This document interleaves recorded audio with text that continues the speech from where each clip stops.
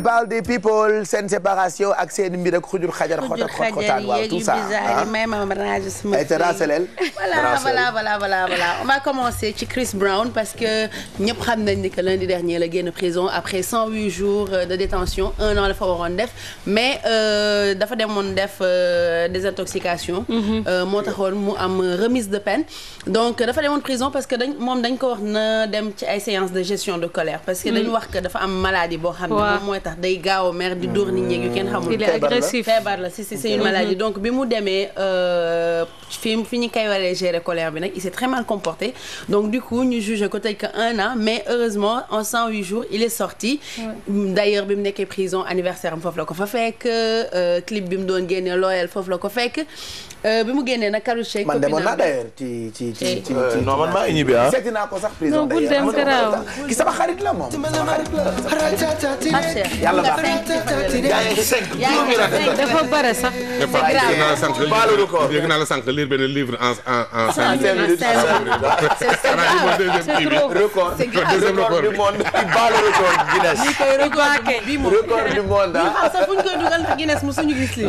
dana mel ni waa ji jàppoon jën bi de. lu mu def waa ji nee na 3 heures la toog jën bi romb ko bopp jën bee ko romb 3 heures bon ay 5 heures yooyu la ko genn gi doog a romb quoi léegi beneen waa ji ne ko man bon dama plongé woon quoi mais gis nga bateau boobu defoon choc ci guerru 45 bi maa plongé fekk ko lampe yi tàkk quoi bon waa ji ne ko si loolu mënul nekk mu ne waa ji ne ko non wàññi sa jën ma fay sama lampe Aliou yaa ngi may toog dina bëgg a wax ni naam ñoo yem ah. sorewu leen de en tout cas ñoo ngi koy jiit.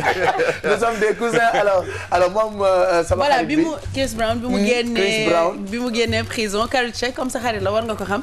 copine bi daf ko organiser benn fête surprise. sa copine c'est ma cousine d'ailleurs. Ouais, je sais. Vous vous ressemblez d'ailleurs beaucoup. benn fête surprise boo xamante ne c'était pour rattraper déjà son anniversaire. Et puis pour lui souhaiter la bienvenue à la maison dañ bandé woon bëti. souhaite ko bienvenue à Chris fête bienvenue. gis nga man boppam bi daf ma neex ah Amber Rose. alors foogoon ne sa xarit la sax. sama en fait dañu xuloo nag fan yi xanaa kon demoo ci ngenteem bi. mais gis nga xeetu gel yi boo leen gisee man d'habitude dama leen bëgg a màtt ci bopp. man màtt ko ci bopp rek laa bëgg. ouais ça m'arrive ah c'est des mën naa ko tuddee toog wala habitude la su ma gisee xeetu bopp yi dama koy bëgg a màtt. boo ko defee boo ñëwee ma màtt la mais moom dama bëgg a màtt. léegi ma watu ñëw nga màtt. ñëwal ma màtt la. su ma watoo damay ñëw. et il paraît que bëri naa ci moroom bon gis ko rek mateur de ndelu jigéen. nouvelle beneen qualification bu bees. donc fête bi y avait les Tiger Amber Rose bi ngeen di gis T-Pain Akon xaritu. oui il y avait plein de gens célébrités yu bari ñu ngi fa woon am nañ quelques images même si dañoo interdit woon paparazzi yi ñu dugg ci kër gi ñu xool image bi ñëwaat vidéo bi Pape Samba. bu fekkee pare na.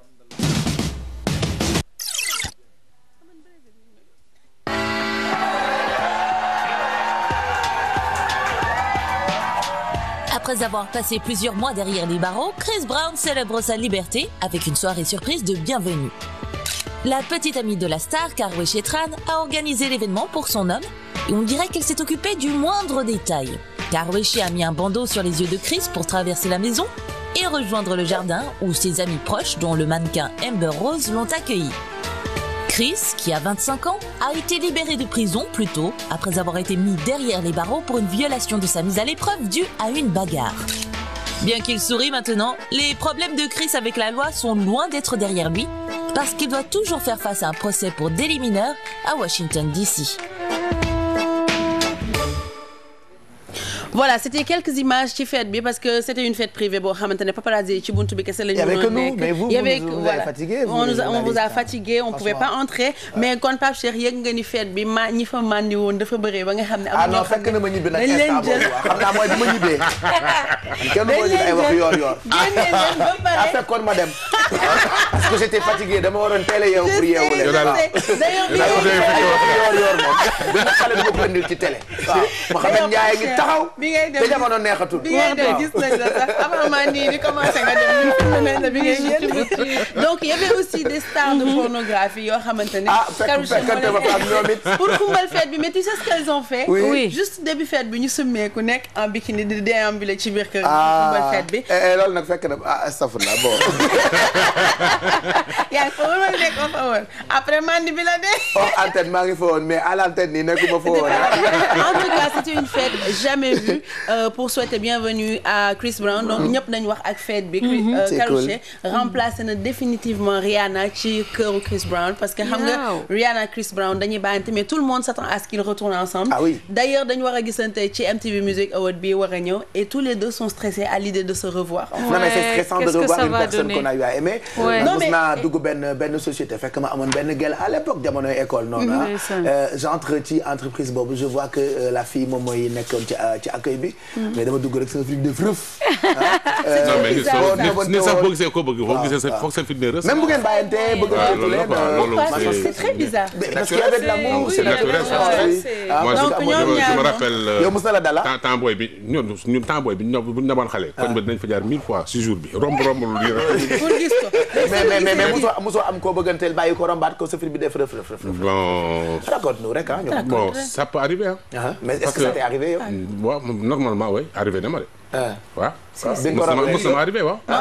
parce que ni ku nekk tamit sa premier amour doo ko fàtte. waaw loolu la quoi sa premier amour Fallou Dieng. yii xam naa ne nag moom xëy na gisatuma ko fenn nag. ah ouais fan la woon Gibraltar wala. bon Medina entre Medina ak Gueule Tapée. anamul nu mu tuddoon sax. bon non loolu moom. parce que léegi xam naa war na nekk mais am jëkkër et tout. mën na ko fekk ci njabootam. c'est vrai. mais loolu ay souvenirs la moom laa lay wax ni temps bi ñu nekk xale ñun. bon c'est vrai que amour amoon na valeur trop. waaw parce que bu njëkk da nga daan sonn sax pour bind lettre bi xam nga. c'est vrai. léeg-léeg ngay xaar réponse yónnee lettre dem déposer di xaar. di xaar réponse. léeg-léeg nga bind sa phrase yi nga xam ne. mais est-ce que yow boo tasewaatoon ak sa premier amour di nga ko xàmmee.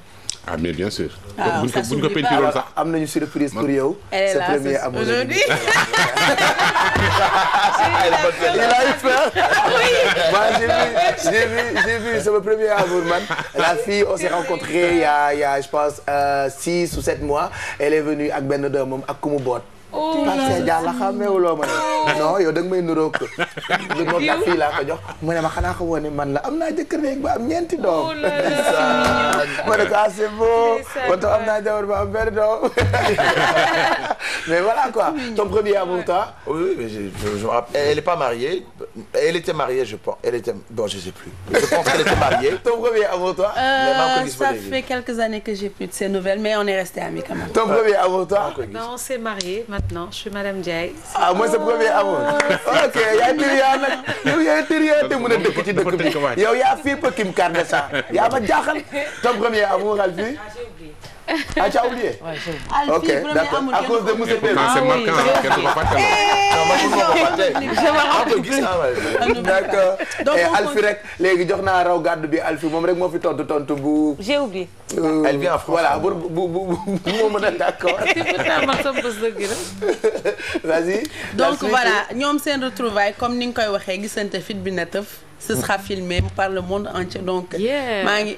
et kañ la sax tu sais pas c'est quand. c'est très bientôt je te donnerai la date parce que j'ai pas la date exacte mais mën naa ko jox sama carte d'invitation ah. àndal ak moom. parce que àndal ak kii ma. day dem ba ci buntu ba bàyyi ma. sañ na lu ko raw en parlant du premier amour parfois tam rupture moo ci am. c'est malheureux.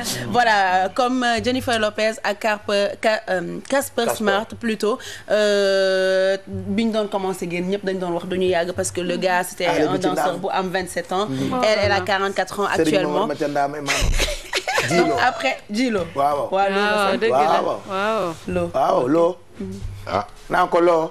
américains yi de bari nañ ñoo xam ne da ngay dem ba foofu mais léeg-léeg nga gis nit nga naan kii xàmme naa ko de. dëgg la mais doy na waar seen maam fii la jógee ça ba Afrique moi je pense que da ngay dem ba gis nit ñi nga ne kii. xam naa ko benn famille bu ma gis fii quoi. non mais c'est parce que c'est normal je pense que oui mais c'est ñoom dañoo séparé wu Djilo ak dañ séparé wu après 3 ans de vie commune. parce que Casper këram la dëkkoon. et il paraît que Casper daf ko doon tromper mais ak ay transsexuel. ay maasam daal. non ñoo xamante ne dañ def opération pour nekk jigéen. et d'ailleurs nit ñi dañ doon wax est-ce que xamoon na que transsexuel la mais transsexuel dafa def benn interview expliquer que moom à la base il lui avait dit et de toute façon ci Instagram am buy def hashtag dafay bind she male mooy elle masculin wala TS pour wane que transsexuel la il paraît que ay textes yu assez tàng chaud lañ coquin voilà lañ envoyante et puis ay photo yu voilà donc il paraît que c'est la deuxième fois que muy trompé Djilo ak benn transsexuel xam nga tout le temps il paraît la ñuy wax parce que kenn amul preuve waaw Djilo ni mu neexee ni ak ni mu rafetee mais pourquoi góor ñi mënuñoo yam gis nga moom ni mu kiiwee moom lay boo et puis am na salaamaaleykum maaleykum salaam na ngeen def ma jàmm ngeen fanaane xam nga quoi Djilo ndeysaan nag moom tout le temps day am ay rupture day am tout le temps ay rupture alors que là même biñ ko interviewé elle dit que dafay continuer di gëm amour ba léegi que dina ko retrouver waat tout le temps moom par amour boo gisee puis di waaye na ñëw Sénégal on est là son mari j'ai oublié son nom bu ñëwee Sénégal gis ay jàmbaara mais bàyyante nañ mais dañ garder de bons rapports parce que il paraît que seexam yi dañu takk Casper et nekkul di nangu cadeau yi mu ko doon jox parce que moom moo ko ëpp xaalis moom moo ko ëpp tour moom moo ko ëpp carrière d'ailleurs conseiller mi dañ ko doon wax naka bàyyi parce que day ternir image am en fait donc du coup finalement elle les a écoutés c'est fini dañ doon wax d'ailleurs sax du demati coupe du monde parce qu'elle est très triste mais finalement elle va y aller pour interpréter tubam bi mais rupture yi yamul foofu parce que temps yi dafa mel ni rupture moo xew Rita Ora tamit c'est fini ak son copain DJ Calvin Harris mais xam nga rupture ñi ko mën gérer bëriwul am na xale yu góor yoo xam ne mënuñu jàkkaarloo ak yow ne la c'est fini soit dañ lay envoyer SMS wala ñu envoyer le mail wala ñu jékki disparaître boo leen di woo duñu wuyu mais kii bosam c'est encore am na ñuy tëgg mbéj de soor pour indi taas man dama leen sosal rek nee na gis ak yu banal la technique la c'est pire parce que imaginez nga bàyyi technique nga yëgandoo ko ak monde bi yëpp par Twitter sëkk ak barke ñi nga jot a bàyyi yëpp tey dinañ la wane donc mon rupture am Twitter américaine bi dama ko ne get out of my house get out of my face jigéen kenn du ko dàq di Pache dama ko ne yow yaa war a génn house allez house in the door yow door in the house out dama ko ne naay ya loolu nga ko wax bitch baaj rek yeggalil yow bitch moom nag nit ñi di bu ñu foowee mu àggalil yow man maa ngi censuré déggoo ma de donc Rita Ora rupture am Twitter la ko yëgee ok imaginez parce que gars bi dafa jékki-jékki bind benn posté pour répondre aux rumeurs Rita Ora et moi avons mis un terme à notre relation il y a quelque temps c'est une femme magnifique talentueuse je lui souhaite le meilleur loolu boo ko liiree da nga naan rupture à l'amiable alors que la fille a été choquée de lire ça en même temps que tout le monde c'est vraiment horrible tontu ba léegi tontu ko nag calculé ko en fait elle continue à faire la fête dañuy wax que Rita Ora da ko trompé woon tekki woon la yow rumeur yi dañuy wax que Rita Ora da ko trompé woon ak Justin Bieber d'autres rumeurs di wax que DJ bi daf ko doon wax qu'elle sortait tout le temps avec ses amis pour s'amuser alors que lui il faisait pareil de son côté aussi donc je sais pas ba xam mun na ko ñëpp sax ñu ne daf ko trompé ak Mao Cissé Mao ba Béybu. le réalisateur. troisième kii ba. yaa ngi ne ñi ngay bàyyi ngay sosal mais instant bi Mao nga sosal bu leer nañ. Mao la réalisateur. di dara fayu ko. mais Mao bi mu demee reportage États-Unis gis naa leen ñoom ñaar. ah Mao del jéggale. boo sonn kay yaa ngi ci 6. boo matee 10 boo matee 10 dañ koy xët. dañuy arrêté émission bi dañuy jug dem. beneen rupture Pape Cheikh c'est comme si stars yi actuellement c'est la saison des ruptures. mais bii moo gën a metti ñëpp parce que Antonio Banderas la ak sa femme ça fait 18 ans qu'ils sont mariés et que quand tu apprends que Antonio Banderas dafa quitté woon jabaram pour marier ak moom parce qu'ils étaient tellement amoureux moom Mélanie mais il paraît qu'ils se sont éloignés au fil des années parce que Antonio Banderas daf doon liggéey tout le temps à l'extérieur du coup il a commencé à vivre sa propre vie Guel bi elle supportait plus ça donc ñu am ay problèmes pendant des années ils se sont séparés mais il faut dire que c'était l'un des couples les plus solides d'Hollywood parce que nga nekk Hollywood tenir 18 ans quand même chapeau milliards yi ñoom ñi ñëpp star yu góor yi Hollywood yeeg musique yëpp ku ci ñëw Sénégal tas ah waaw yéen a leen gën a jekk waay. ah oui waaye yéen ñii da ngeen entonné. dëgg la sekk. foo jëm léegi Bijou ak fan. on va finir li ñuy waxaat mooy. ma may la benn. boo xamante ne là tu as parlé de 18 ans. 33 ans ñi ngi nekk. c'est une grande chanteuse. moom tamit elle vient de se séparer. C'est qui? Céline Dion. Non, ah oui, je te dis l'information. Ben ouais. Pendant 33 ans d'accompagnement, solo d'accompagnement. Je sais pas, mais eux deux, je te dis, di nga ko fecc la semaine prochaine. Vas-y, mais je te le lance. C'est triste. Je te jure. Non, bul jooy. Après tu pleureras la semaine prochaine. di nga am problème bu toll nii. télévision non xool naa yow xool ma man Mado. ma lay wax rek. Mado non dinañ ci wax mercredi prochain. maay wax. waaw yow eggali. man xanaa xamoo Céline Dion du ma yow. Dion log laa de. mu ne la. Céline Dion log la. man la xam ko. baax na. perel de. Céline fi mu dëkk Las Vegas soriwul ak fi ma dëkk ñoo jëloo te keroog seet naa leen ñoom ñaar moog René Angéline ci balcon bi ñu jàppante loxo ak seen ay seex ak René Charles. yaa ngi Dakar xam nga yaa ngi Dakar. li ngay def plateau fan yi moom moo la kii ci week-end bi la. on va parler de MTV Africa Music Award nga xam ne dañ ko créé depuis 2008 waa MTV Networks ñoo ko créé en 2008 pour mettre en avant quand même musique africaine parce que souvent Music Award yi doon ñu gis vraiment présence. mi ngi nii après 3 ans de collaboration une page de leur vie. ça fait mal. mais dinañ si waxaat c'était Durban lañ ko defee woon Afrique du Sud donc c'était le 7 juin spectacle bu mag moo fa amoon il y avait plein d'artistes comme ay Trey Songz, Miguel, Flavor, Davido, French Montana plein de gens yu fa nekkoon c'était vraiment bien cette année.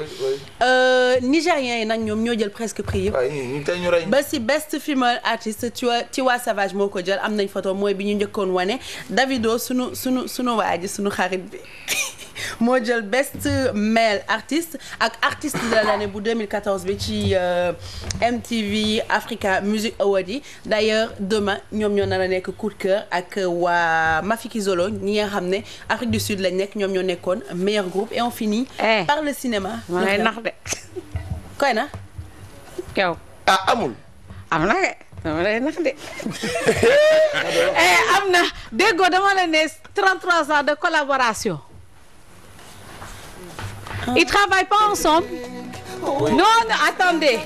33 ans de collaboration ci liggéey mu ko doon jàppale ils se sont séparés côté boobu waxuma tas de. bu kenn tojal parce que yëpp la pardon. ok séparé. oui je te jure ils se sont séparés. liggéey bi comment tu peux faire peur ci liggéey bi. je savais que c'était un dialogue. C'est ça. Non, c'est parce que c'est pas vrai. Je suis pas triste. C'est pas vrai. Ils se sont séparés côté liggéey laa la wax. d'accord non ni nga ko joxee gis naa leen. waaye léegi nañ jeexalee cinéma Maléfique benn film boo xam ne Angelina Jolie moo ko joué dañuy ñëwaat ci histoire comment il s'appelle Blanche-Neige parce que dañuy raconter tout le temps nan la ko sorcière bi piqué et tout ça ñoom nee nañ vraie histoire bi la ñuy raconter nañ xool bande annonce bu ñëwaat. Vous avez entendu parler d'une contrée lointaine et d'une malédiction, mais vous ne connaissez pas la véritable histoire.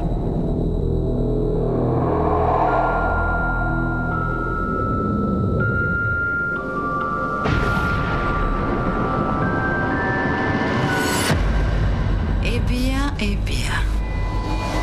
Je dois moi aussi offrir un cadeau à cet enfant. Avant le coucher du soleil, le jour de son 16e anniversaire, elle tombera dans un sommeil éternel.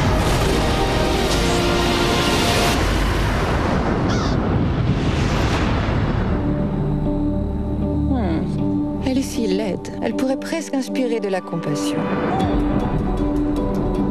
La vilaine petite curieuse. Amenez-la moi. Je sais que vous êtes là. N'ayez pas peur. Je n'ai pas peur de toi. Alors montrez-vous. C'est toi qui pourrais avoir peur. d'autres fées peuvent voler. Pourquoi pas vous? J'avais des ailes autrefois, belles et fortes. On me les a volées. Le mal fait partie de ce monde. La haine et la vengeance.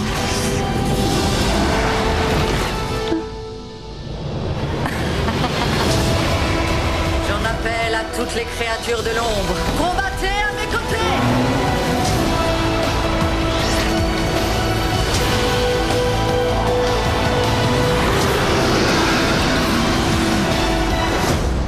Est-ce vrai?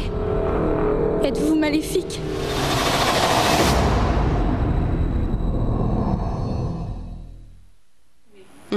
C'est un bon film hein. Très bon film. Et puis moom ni ñu ko xamee mu gentil noonu elle joue maléfique, c'est ce qui change et tout. Loolu mooy changer, ça change un peu. Donc j'ai dit moom. Blanche-Neige, c'est pas Blanche-Neige, c'est l'histoire de la Belle au bois d'or. Voilà. Donc da nga xaw a doog Angelina. Waxal waay, j'ai envie de faire le même truc. Ah le 28 mai génn na de ah. Génn na waa. Génn na ci yow amul fay. ñu seetaan suñu film bi voilà. Ma doon defal ma kii bi. Aïcha bu nga jërëjëf Mado man Mado Dion tey moom jërëjëf Mado Dion jërëjëf Mado Dion jërëjëf Bijou Dion c'est ça Céline Dion waaw Bijou non man Mado Kim la Céline Dion Bijou Jolie Bijou Angelina Jolie Mado Kim Mado xanaa ko ñu ñooy fekkee mi ci Dion bi fekkee mi ci Dion bi waaw yéen fekkee Dion bi de parce que yéen a ko fekkee elle parle de Céline Dion et dit que voilà alors que c'est pas vrai même le kii la nga xam c'est ça Aïcha ku dugg léegi dañu koy may 50 000 kan moo bëgg a dal wala kan moo nar a dal ci 50 000 yi Aïcha leen dañuy compter ba 10 ñu jël kenn bu jox ko 50 000